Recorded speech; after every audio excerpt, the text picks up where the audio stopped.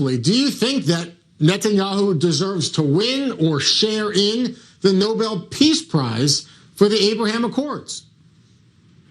I believe so. I mean, if the purpose of the Nobel Peace Prize is to reward statesmen who bring peace and who sign peace agreements, so definitely I think that this peace agreement that was signed this week is a very important achievement for the Prime Minister and also for the U.S. President.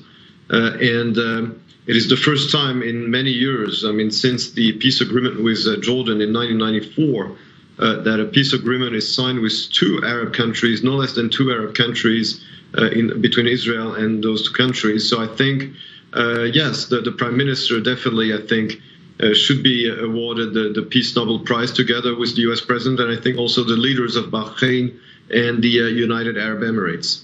What is your response to those who say, and we hear it here in Israel, even from Israeli lawmakers, that this can't count as peace because these nations were not at war, and that an honor like the Nobel Peace Prize, it should be reserved for someone who did something concrete to stop bloodshed, to stop an actual war? Well, factually, this is incorrect because many people in the past have been granted the Peace Nobel Prize without having made peace with countries with which they were at war. I remind you that President Obama was granted the Peace Nobel Prize at the very beginning of his term, not having signed any or brokered any peace agreements.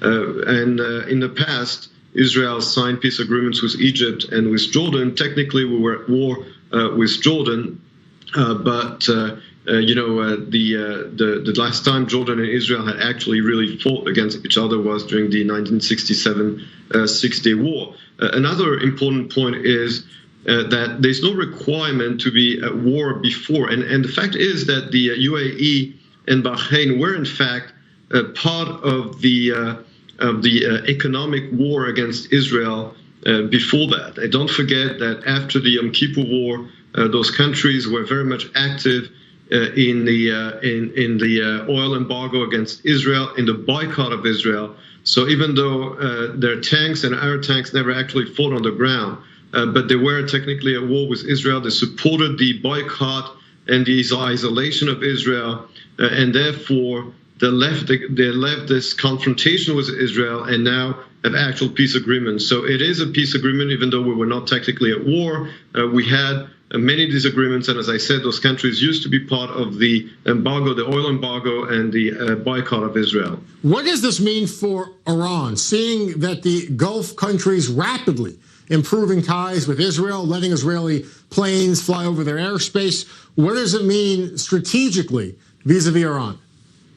It means that Iran is more and more isolated in the region. It means that the economic sanctions imposed by the Trump administration are actually working.